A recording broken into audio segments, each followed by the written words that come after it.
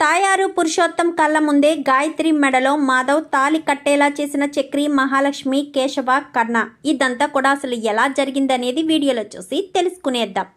పొదరిల్లు రేపటి ఎపిసోడ్స్లో ఏం జరగబోతుందో ముందుగా తెలుసుకోవాలి అనుకుంటే వీడియోని లైక్ చేసి ఛానల్ని సబ్స్క్రైబ్ చేసుకుని పక్కనే ఉన్న బెల్ సింబల్లో ఆల్ పై క్లిక్ చేయండి. మొత్తం మీరు చూసుకున్నట్లయితే ఇంకా గాయత్రిని, మాధవ్ని శాశ్వతంగా విడదీయడం కోసం పురుషోత్తం, తాయారు వీళ్ళంతా కలిసి వీళ్ళ నలుగురిని అయితే అరెస్టు చేయిస్తారు.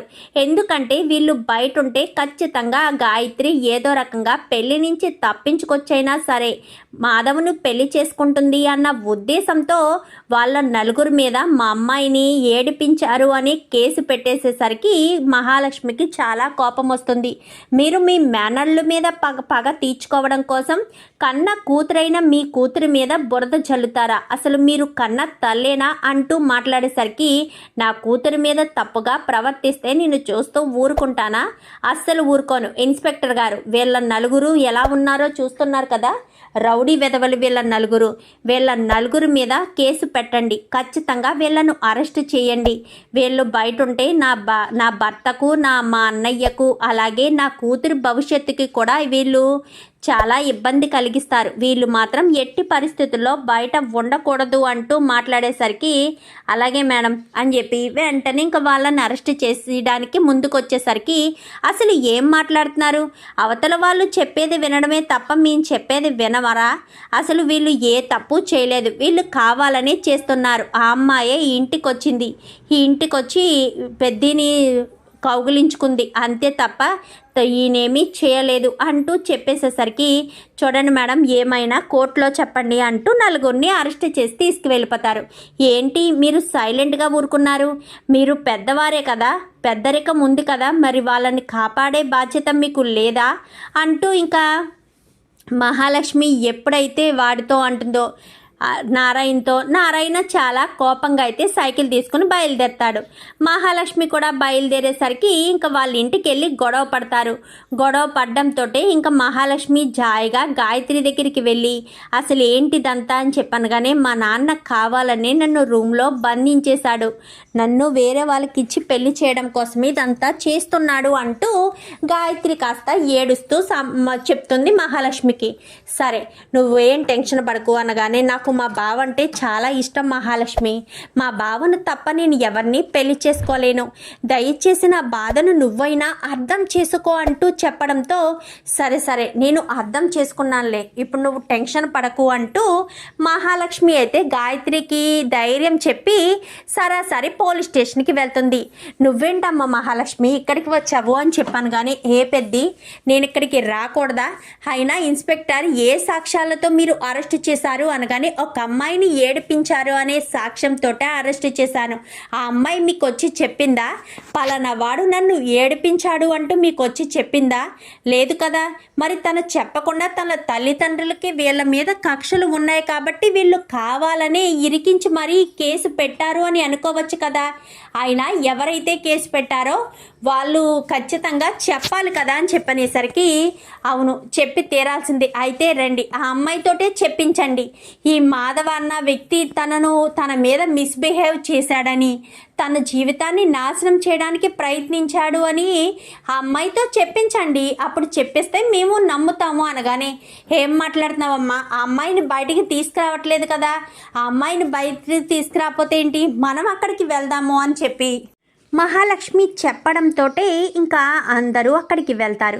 మాధవను కూడా తీసుకువెళ్ళేసరికి ఏది మీ అమ్మాయి ఏది అని చెప్పాను కానీ అదేంటి ఇన్స్పెక్టర్ మా అమ్మాయి గురించి ఎందుకు అడుగుతున్నారు అనగానే మరి కంప్లైంట్ ఇచ్చింది మీ అమ్మాయే కదండి, మీ అమ్మాయి వచ్చి చెప్తేనే కేసు మరింతగా బలపడుతుంది, లేదంటే మీరు తప్పుడు కేసు పెట్టారని మీ మీద యాక్షన్ తీసుకోవాల్సిన పరిస్థితి వస్తుంది అనేసరికి తయారు వెళ్ళి అమ్మాయిని తీసుకురాను కానీ అది కాదండి అనేసరికి తీసుకురమ్మని చెప్తున్నాను కదా తయారు వెళ్ళి తీసుకురా అంటూ ఇంకా పంపించడంతో గాయత్రి దగ్గరికి వస్తుంది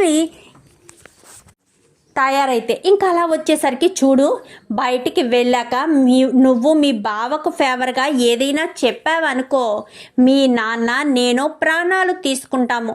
నువ్వు నోరు మూసుకుని నేను చెప్పింది చెప్పినట్టు చెయ్యి. మీ బావే కావాలని నీ చెయ్యి పట్టుకున్నాడని, నీ చెయ్యి పట్టుకుని వాడే నిన్ను ఏడిపించాడని నువ్వు చెప్పి తీరాలి. లేదంటే మాత్రం నేను అస్సలు ఊరుకోను అంటూ ఇంకా గాయత్రి వాళ్ళ అమ్మ చెప్తుంది. చెప్పేసేసరికి అది కాదమ్మా అనగానే, చూడు గాయత్రి, నేను చెప్పినట్టు చేయకపోతే మాత్రం అస్సలు ఊరుకోనని బయటకు తీసుకొచ్చేసరికి ఇంకా అదిగో అమ్మాయి తనే గాయత్రి అనేసరికి, చెప్పమ్మా, ఈ అబ్బాయి నీ చెయ్యి పట్టుకుని ఏడిపించాడా? నిన్ను పెళ్లి చేసుకోమని అంటే బెదిరిస్తున్నాడా? ఈ అబ్బాయి వల్ల నీకు ఏదైనా హాని ఉందా? ఆ అబ్బాయి నీతో మిస్బిహేవ్ చేశాడా? చెప్పు, మీ అమ్మా నాన్న అదే కంప్లైంట్ ఇచ్చారు, చెప్పమ్మా అంటూ మాట్లాడేసరికి, అది కాదు సార్ అని చెప్పాను. కానీ చెప్పు, ఎందుకు ధైర్యంగా మాట్లాడమ్మా, చెప్పు గాయత్రి. నువ్వు అబద్ధం చెప్తే నలుగురు భవిష్యత్తు నాశనం అయిపోతుంది. అందులో కన్నా ఉన్నాడు, కేశవ్ ఉన్నాడు, చక్రి ఉన్నాడు, నువ్వెంతగానో ఇష్టపడే మీ బావ మాధవ్ ఉన్నాడు. అది నువ్వు అర్థం చేసుకుని దృష్టిలో పెట్టుకుని అబద్ధం చెప్పకూడదని నువ్వు తెలుసుకుని నిజం మాత్రమే చెప్తే బాగుంటుంది గాయత్రి అని చెప్పి మహాలక్ష్మి పక్క నుంచి మోటివేషన్ చేస్తుంది. ఏంటే సైలెంట్గా ఊరుకున్నావు, చెప్పే అంటూ ఇంకా పక్క నుంచి మళ్ళీ తాయారు కూడా అనేసరికి, ఇన్స్పెక్టర్ అని చెప్పాను కానీ తను చెప్తుంది అనేసరికి, మా అమ్మ నాన్న చెప్పిందంతా అబద్ధం. నేనే మా బావని ఇష్టపడ్డాను, నేనే మా బావను పెళ్లి చేసుకోవాలని అనుకున్నాను. మా బావ నాతో ఎప్పుడూ తప్పుగా ప్రవర్తించిందే లేదు. ఇప్పుడే కాదు, ఎప్పుడు మా బావ నాతో తప్పుగా ప్రవర్తించలేదు.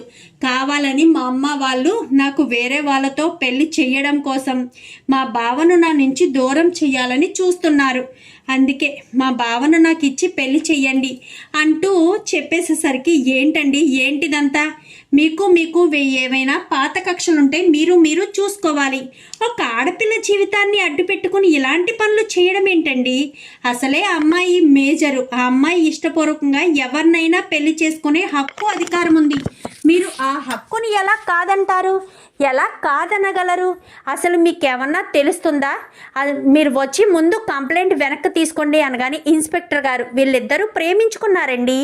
ప్రేమించుకున్న ప్రేమికుల్ని కలపవలసిన బాధ్యత సాటి పౌరుడిగా మీకు లేదా అంటూ ఇంకా మహాలక్ష్మి అడిగేసరికి, తప్పకుండా వీళ్ళిద్దరినీ కలిపే బాధ్యత నాది. ముందైతే వాళ్ళ మీద పెట్టిన కేసు విత్డ్రా చేసుకోండి స్టేషన్కి తీసుకెళ్ళి కేసు విత్డ్రా చేయిస్తారు. చేయించేసరికి, చూడండి పురుషోత్తం గారు, మీ అమ్మాయి ఈ మాధవ ఇద్దరు ప్రేమించుకున్నారు. వాళ్ళిద్దరినీ విడదీయడం కుదరదు. వాళ్ళిద్దరినీ విడదీస్తే చాలా ప్రాబ్లం ఇష్యూ అవుతుంది. అది మీరు అర్థం చేసుకుని వాళ్ళిద్దరినీ కలిపితే చాలా బాగుంటుంది అనేసరికి, అసలు నా కూతురి పెళ్లి విషయంలో మీ సలహాలేంటి?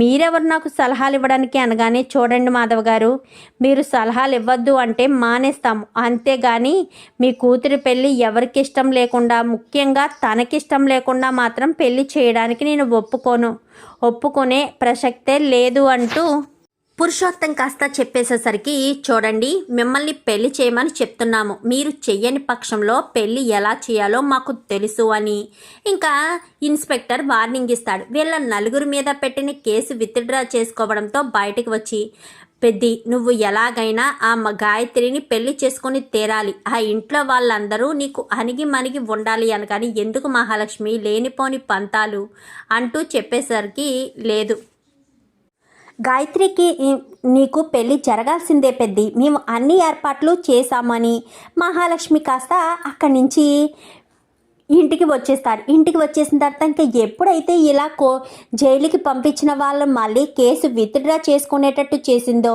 ఇంటికి వచ్చి గాయత్రిని కొడతారు. కొట్టి తనని ఒక గదిలో బంధించేసి వెంటనే పెళ్లి చూపులు జరిగిపోవాలి, వారం రోజుల్లోనే పెళ్లి జరిగిపోవాలి అని వేరే పెళ్ళికొడుకు వాళ్ళని పిలిపించేసరికి, పెళ్ళికొడుకు అమ్మాయి నచ్చిందనేసరికి వెంటనే అక్కడే నిశ్చితాంబూలాలు తీసేసుకుంటారు. మరి ఒక వారం రోజుల్లోనే పెళ్ళి అని కూడా చెప్పేసేసరికి మహాలక్ష్మికి అస్సలు ఇష్టం ఉండదు. పెళ్ళికొడుకు మొహం కూడా చూడదు మహాలక్ష్మి. ఇంకా ఇష్టం లేకపోవడంతో ఏం చేయాలో అర్థం కాక మహాలక్ష్మి గదిలో కూర్చుని ఏడుస్తూ ఉన్న సమయంలో అప్పుడే ఫోన్ చేస్తుంది గాయత్రి ఏడుస్తున్న సమయంలో అప్పుడే మహాలక్ష్మి ఫోన్ చేస్తుంది. ఫోన్ చేసేసరికి మహాలక్ష్మి అని చెప్పి ఏడుస్తూ ఉండేసరికి, చూడు నేను చెప్పింది పూర్తిగా విను, మనం గుడిలో పెళ్లి చేసేసుకుందాము. నీకు పెద్దికి పెళ్లి చేసే బాధ్యత నాది. రేపు ఉదయం ఏదో రకంగా మీ ఇంట్లో వాళ్ళ కళ్ళు కప్పి నువ్వు టెంపుల్కి వచ్చేసే. అక్కడ మనం ఏం జరిగిందో ఏంటో తెలుసుకుందాము. అప్పుడు మనం ఏం చేయాలో ఆలోచిద్దాము అని చెప్పి ఇంకా చెప్పేసేసరికి, సరే మహాలక్ష్మి నువ్వు చెప్పినట్టుగానే నేను వచ్చేస్తానని ఇంకా గాయత్రి చెప్తుంది. ఇంకిక్కడ వీళ్ళ పెళ్ళికి కోసమని ఉదయాన్నే గాయత్రి నిద్ర లేవడం, రెడీ అవ్వడం ఇవంతా కూడా అబ్జర్వ్ చేసిన తయారైతే ఇది ఏదో చేయబోతుంది, ఎట్టి పరిస్థితుల్లోనూ దీన్ని అడుగు బయట పెట్టనివ్వకూడదని ఎక్కడికక్కడ చుట్టూరు కాపలా ఉంటారు. కాపలా ఉండేసరికి ఇంకా ఏం చేయాలో అర్థం కాని సమయంలో ఎవరో వచ్చి పిలుస్తూ ఉండగానే వెనక డోర్ తీసుకుని పరుగున గాయత్రి కాస్త గుడి దగ్గరికి వెళ్ళిపోతుంది. గుడి దగ్గరికి వెళ్ళిపోయేసరికి ఇంకా గుడి దగ్గర అయితే అన్ని ఏర్పాట్లు చేస్తారు. మహాలక్ష్మి అని చెప్పారు కానీ, ఏంటి గాయత్రి టెన్షన్ పడుతున్నావా? ఎలాంటి టెన్షన్ పడవలసిన అవసరం లేదు, అంతా నేను ఏర్పాటు చేశాను కదా. మా నాన్న అని చెప్పి మాట్లాడడంతో మీ నాన్న కానీ మీ అమ్మ కానీ ఇక్కడ దరిదాపుల్లో కూడా రారు. ఎందుకంటే నువ్వు ఎక్కడే పెళ్లి చేసుకోబోతున్నావన్న విషయం వాళ్ళ ఊహకు కూడా అందదు. ఎందుకంటే మీరు దూరంగా వెళ్ళిపోతారు అనుకుంటారు, కానీ మీరు ఇక్కడే పెళ్లి చేసుకోవాలనుకుంటున్నారు కాబట్టి వాళ్ళకి అసలు ఏమీ తెలియదు అంటూ నువ్వు టెన్షన్ పడకుండా ఉదయాన్నే వచ్చేసే అని చెప్పాను. కానీ సరే అని ఇంకా మహాలక్ష్మి గాయత్రికి ధైర్యం చెప్పింది కదా. గాయత్రి అక్కడ ఉన్న తలుపును పగలగొట్టుకుని వెనక నుంచి అయితే గాయత్రి పరుగున వచ్చేసేసరికి ఇంకా అలా గాయత్రి రావడంతో వెనకాల తయారు వాళ్ళు వచ్చేస్తారు. వచ్చేసేసరికి పెళ్ళి జరగడానికి వీల్లేదు. అసలు ఎలా జరిపిస్తారు ఈ పెళ్ళి జరిపించే హక్కు అధికారం మీకెక్కడదే? నా కూతురు పెళ్లి చేసే హక్కు అధికారం ఎవ్వరికీ లేదు. అయినా నా కూతురు పెళ్లి చేయాల్సిన పని మీకే ఉంది. మీ పని మీరు చూసుకోవాలి, కానీ నా కూతురు పెళ్లి ఎవరూ చేయడానికి వీల్లేదని మహాలక్ష్మికి అందరికీ కూడా వార్నింగ్ ఇచ్చేసరికి, ఏంటి తాయారు గారు పెళ్లి చేయడానికి వీల్లేదు అని చెప్తారేంటి? మీ ఆయనే కదా అమ్మాయికి అబ్బాయికే పెళ్లి చేస్తాను అని చెప్పాడు. అలానే కేసు విత్డ్రా చేసుకున్నాడు. లేదంటే వాళ్ళ మీద తప్పుడు కేసు పెట్టినందుకు గాను, ఇద్దరు ప్రేమించుకున్న ప్రేమికులను విడదీసినందుకు గాను మీ ఇద్దరికి సుమారు 10 లక్షల రూపాయలైనా సరే జరిమానా విధించి 10 సంవత్సరాలు జైలు శిక్ష విధించేటట్టు చేస్తారు. ఆ 10 లక్షల రూపాయలు ఆ అమ్మాయికి అందజేస్తారు అని చెప్పనేసరికి, వద్దులే బాబు ఎందుకు 10 లక్షలు పోతాయి అని ఇంకా ఎంతగానో కంగారు పడిపోతూ ఉండేసరికి, ఏంటి పురుషోత్తం గారు సైలెంట్గా ఊరుకుంటారేంటి? చెప్పండి సమాధానం. వాళ్ళిద్దరికీ పెళ్లి చేస్తానంటేనే కదా కేసు విత్డ్రా చేసి వాళ్ళని విడిపించి మిమ్మల్ని కూడా వదిలేసింది. మరి మీరు పెళ్లి చేయకుండా అలా ఎలా వదిలేస్తారు? వాళ్ళిద్దరికీ పెళ్లి చేయవలసిన బాధ్యత మీకే ఉంది కాబట్టి మీరే చేసి తీరాలి కదా అంటూ మాట్లాడేసరికి, అది అనగానే, ఏంటి చెప్పండి, మీరు ఎందుకు పెళ్లి చేయనంటున్నారు? ఎందుకు పెళ్లి చెయ్యకూడదు అనుకుంటున్నారు? ఖచ్చితంగా వీళ్ళిద్దరికీ పెళ్లి జరిపించాల్సిందే. పెళ్లి జరిపించకపోతే మాత్రం నేను అస్సలు ఊరుకోను.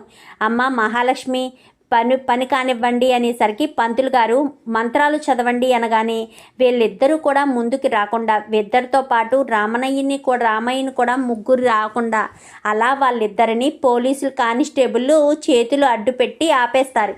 ఇన్స్పెక్టర్ ఇది అన్యాయం, నా కూతురు భవిష్యత్తు నాశనం అయిపోతుంది అనగానే, మీ కూతురు భవిష్యత్తు నాశనం కాదండి, నాశనం అయ్యేటట్టు ఎందుకు చేస్తాము? ఎట్టి పరిస్థితుల్లోనూ మీ కూతురు భవిష్యత్తు నాశనం కాదు, అవ్వదు కూడా. ఎందుకంటే ఇష్టపడి పెళ్లి చేసుకుంటుంది. లేదు మీరు మమ్మల్ని ఇబ్బంది పెడుతున్నారని కానీ, చూడండి పురుషోత్తం గారు మీరు నన్ను ఇబ్బంది పెట్టొద్దు, లేదా ఒక అమ్మాయి జీవితాన్ని నాశనం చేయాలని చూస్తున్నారని నేను మీ మీద కేసు పెట్టాల్సిన పరిస్థితి వస్తుంది. దయచేసి అర్థం చేసుకొని మీరు మాకు కోఆపరేట్ చేస్తే చాలా బాగుంటుంది. లేదంటే మాత్రం తర్వాత చాలా ఇష్యూ క్రియేట్ చేయవలసిన పరిస్థితి వస్తుంది అనేసరికి, వద్దులేండి అని చెప్పి ఇంకా వాళ్ళిద్దరూ అలా నిలబడిపోతారు. అమ్మ మహాలక్ష్మి అయ్యిందా అని చెప్పనేసరికి, పంతులు గారు అయ్యిందా అనగానే, ఉండండమ్మా పెళ్ళి ఇదేమైనా ఆషామాషి అనుకుంటున్నారా? తూతూ మంత్రంలా ఎలా జరిపించేస్తామమ్మా? అన్నీ సాంప్రదాయంగా చట్టబద్ధంగా సాంప్రదాయబద్ధంగా అన్నీ చేసుకుని రావాలి, లేదంటే మాత్రం ఎన్నో సమస్యలు వస్తాయి అని చెప్పి ఇంకా మాట్లాడేసరికి సరే మీకు నచ్చినట్టే చెయ్యండి అని ఇంకా మిగిలిన వాళ్ళు కూడా మాట్లాడేసరికి ప్లీజ్ ఇన్స్పెక్టర్ మా అమ్మాయి జీవితం అని చెప్పాను. కానీ వద్దండి, ఇంకా వదిలేసేయండి, మీ అమ్మాయికి అబ్బాయికి పెళ్ళి జరిగిపోతుంది, మీరు మళ్ళీ ఏమీ చెయ్యొద్దు, ఇప్పుడు మళ్ళీ డిస్కషన్ పెంచొద్దు అని చెప్పడంతో ఇంకా వాళ్ళిద్దరికీ పెళ్ళి చేయడానికి మొత్తం అన్నీ ఏర్పాటు చేసేసరికి చూసావా నీ వల్ల ఎంత ముప్పు వచ్చిందో, నేను బిడ్డను నీ దగ్గర ఉంచి వెళ్ళడమే తప్పైంది, దాన్ని ఎంతసేపు మందలించావే తప్ప ప్రేమగా దగ్గరకు తీసుకుని ఏ రోజైనా ఏమైనా చెప్పావా?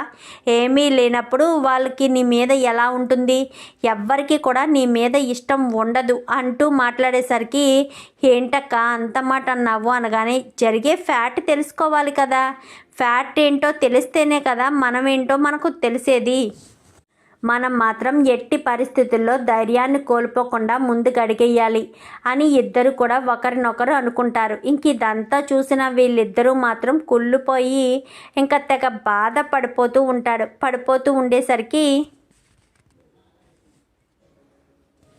పంతులు గారు అయితే తాళి కట్టండి అమ్మా అని చెప్పాను. కానీ మాధవ్ చేతిలో తాళి పెట్టి తాళి కట్టమని చెప్పాను. కానీ ఏంటి పెద్ద ఇంకా చూస్తున్నావు, ఎవరి గురించి ఆలోచిస్తున్నావు, నువ్వెవరి గురించి ఆలోచించొద్దు, నువ్వు మళ్ళీ త్వరగా తాళి కట్టు, మనసులు మారిపోతాయి అని ఇంకా చెప్తూ ఉండగానే మహాలక్ష్మి ప్రోత్సాహంతో ఇంకా తాయారు ఇటు పురుషోత్తం రామయ్య ముగ్గురు అలా చూస్తూనే ఉంటారు. చూస్తూ ఉండగానే గాయత్రి మెడలో తాళి కట్టేసేసరికి చాలా సంతోషపడిపోతుంది గాయత్రి.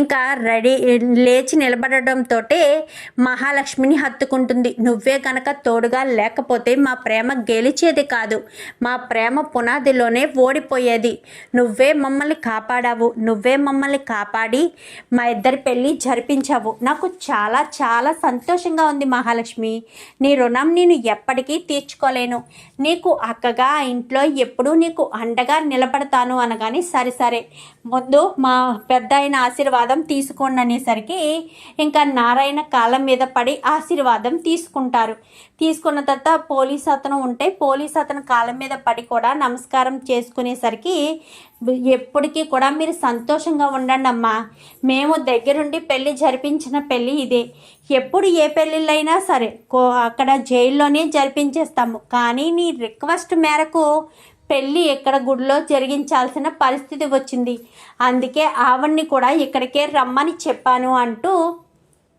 ఇన్స్పెక్టర్ చెప్పేసేసరికి చాలా థ్యాంక్స్ సార్, మా ఇద్దరు ప్రేమికుల్ని కలిపారు అనగానే చాలా తృప్తిగా ఉందమ్మా, వెళ్ళొస్తాను అంటూ అందరూ వెళ్ళిపోతారు. ఇంకా మహాలక్ష్మి వాళ్ళు అందరూ కూడా చాలా సంతోషపడతారు. మొత్తానికైతే అనుకున్నది సాధించేసావే, నువ్వు బాగా సాధించేసావు, ఎందుకంటే బావను పెళ్లి చేసుకోవాలి అని ఎంత ఆతృత పడ్డావో మీ బావనే నువ్వు పెళ్లి చేసుకున్నావని ఎంతగానో సంబరపడుతూ ఉండేసరికి అవును ఇదంతా నీ వల్లే సాధ్యం, నువ్వే గనక లేకపోయింటే నాకు అసలు ఈ తాటే వచ్చేది కాదు, నువ్వు చాలా థ్యాంక్స్. మహాలక్ష్మి ఇంకా గాయత్రి ఇద్దరు కూడా ఒకరినొకరు హత్తుకుంటారు.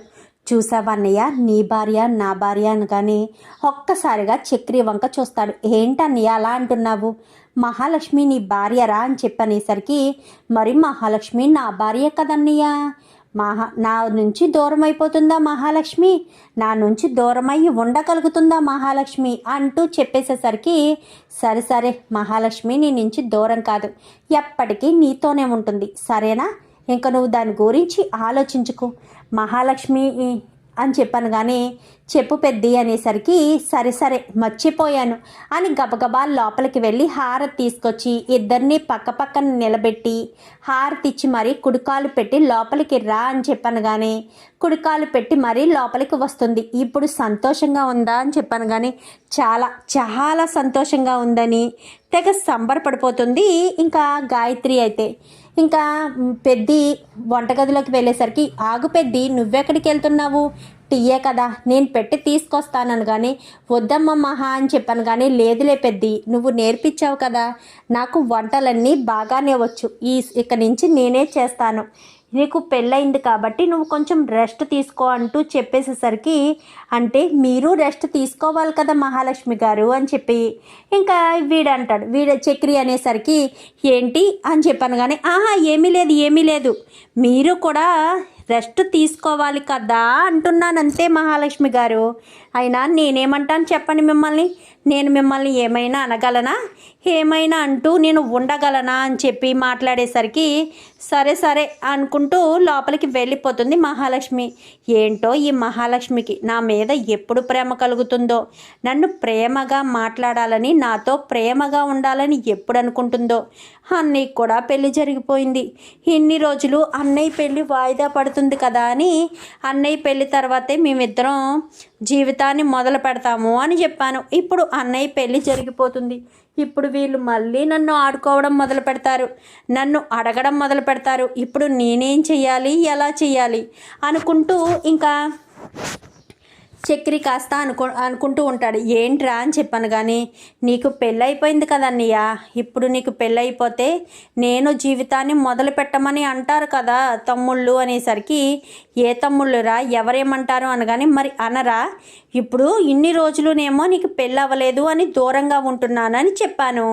ఇప్పుడు నీకు పెళ్ళైపోయింది, ఇప్పుడు నేనేం చెప్పాలి, ఇప్పుడు కూడా దూరంగా ఉంటున్నామనే చెప్పాలా, ఏంటన్నయ్య ఇది అని చెప్పనేసరికి, సర్లేరా వదిలేసే, నాకు మాత్రం ఏం తెలుసు ఇలా జరుగుతుందని, నాకేం పెళ్ళి జరగదు కదా అన్న ఉద్దేశంతోనే పెళ్ళి పేరు పెట్టాను అంతే.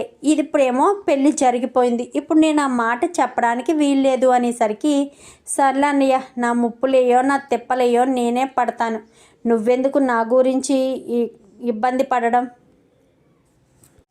నువ్వు ఇబ్బంది పడకన్నయ్యా అని చెప్పి ఇంకా అందరూ కూడా సంతోషంగా భోజనాలు చేసేసరికి గాయత్రి మొహంలో చాలా సంతోషం ఉంటుంది.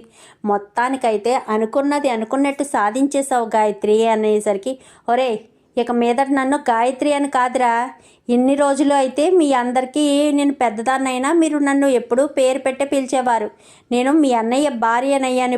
ఇప్పుడు నన్ను మీరు ఏమని పిలాలి, వదినా అని పిలాలి, అర్థమవుతుందా? ఒరే కన్నా నువ్వు ముఖ్యంగా పిలవాలిరా. పిలుస్తాను కానీ ఏ విషయం చెప్పొద్దు అని చెప్పనేసరికి, ఏం చెప్పనులేరా అని చెప్పాను. కానీ ఇంతకీ ఏంటా విషయం అనగానే, తర్వాత మాట్లాడుకుందాంలే ఇప్పుడు కాదు అని చెప్పనేసరికి, లేదు తర్వాత మా అమ్మ చెప్తాను అని అంటుంది కదా వదిన, తర్వాత చూసుకుందిరిగానే ఇప్పుడు కాదు అని చెప్పి మాట్లాడడంతో, ఏదో ఉంది ఏదో జరుగుతుంది అని చెప్పి అనుకుంటూ ఉంటుంది మహాలక్ష్మి. లేదు ఇప్పుడు కాదులే తర్వాత చెప్తాను, ఇప్పుడే చెప్తే వాడు ఫీల్ అవుతాడు అని ఇంకా అందరు కూడా తెగ సంతోషపడుతూ ఉండగా వీళ్ళు మాత్రం తెగ బాధపడిపోతారు. కూతురు భవిష్యత్తు నాశనం అయిపోయిందని, ఆ ఇంట్లోకి అడుగు పెట్టిందని, ఇంకా తన జీవితం వెనక్కి రాదు అని, ఆ విషయాలు ఏమీ తెలీదు. ఆ విషయాలన్నీ తెలియకుండా ఉండాలి అంటే ఖచ్చితంగా జాగ్రత్తగా ఉండాలి అని మాట్లాడేసరికి, సర్లే అని ఇంకా అక్కడి నుంచి కాస్త ఎప్పుడు బయలుదేరతారు అనగానే, బయలుదేరతాం కంగారేముంది, వీలుని చూసుకొని బయలుదేరతామని చెప్పనేసరికి సర్లే అని ఇంకా వాళ్ళు కాస్త ఫోన్ పెట్టేసేసరికి మహాలక్ష్మి లోపలికి వచ్చేస్తుంది. ఎవరు ఫోను అని చెప్పాను. కానీ మా ఫ్రెండ్స్ ఫోన్ చేశారు, ఇలా సర్టిఫికెట్స్ పోయాయి అని చెప్పాను కదా, దానికి అప్లై చేయడానికి కాలేజీకి రమ్మన్నారు పెద్ది, వెళ్ళాలి, ఈ పెళ్ళి హడావిడిలో ఎక్కడికి వెళ్ళలేదు అనగానే, వెళ్ళాల్సింది కదా మహాలక్ష్మి, రేపో ఎప్పుడో చక్రిని తీసుకుని వెళ్ళు, లేదంటే కన్నాన్ని తీసుకుని వెళ్ళు అని చెప్పి మాట్లాడడంతో, సరే అని ఇంక ఇద్దరు కూడా చాలా హ్యాపీగా మాట్లాడుకుంటారు. ఏంటి పెద్ది, వాళ్ళు నిన్ను అంతలా అవమానించినా కానీ నీకేమి బాధ అనిపించలేదు, హబ్బ గాయత్రిని పెళ్లి చేసుకోవడంతో నీ ముఖంలో సంతోషం కలిగింది. నేను గాయత్రిని ప్రేమించాను మహాలక్ష్మి, కానీ గాయత్రి వాళ్ళ అమ్మకు భయపడి ఎక్కడ ధైర్యం చేయలేకపోతుందో, బయటికి రాలేకపోతుందేమో అన్న భయంతోనే నేను మహాలక్ష్మి మీద ఉన్న ప్రేమను దూరం చేసుకున్నాను అంతే, అంతకు మించి ఏమీ లేదు అంటూ ఇంకా మాధవ్ అయితే చెప్తాడు. మొత్తానికైతే ఇద్దరి పెళ్ళి చాలా బాగా జరిగింది, అంతకు మించిన సంతోషం ఏముంటుంది అని ఎంతో సంతోషంగా అయితే చెప్తూ ఉంటాడు. చూద్దాం మరి రాబోయే ఎపిసోడ్స్లో ఏం జరుగుతుందో. వీడియో నచ్చితే లైక్ చేసి ఛానల్ని సబ్స్క్రైబ్ చేసుకుని పక్కనే ఉన్న బెల్ సింబల్లో ఆల్ పై క్లిక్ చేయండి. ఇలా చేయడం వల్ల అందరికంటే ముందుగా చూడవచ్చు.